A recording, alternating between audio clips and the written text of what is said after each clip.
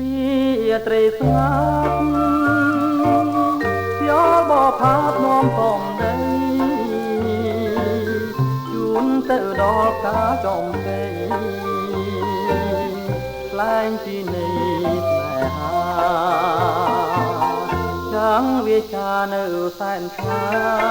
យសូមអោនកាយក្រាបថ្វាយដល់ម្ចាស់សួនច្បារចូលនាងអាណិតមេត្តាតាំងទៀមតមការវាខ្នាមួយផងយោលរាត្រីសូមស្រដីប្រាប់នួនល្អថាមានតែផ្កាមួយដងដែលខ្ញុំពងជាតិនេះ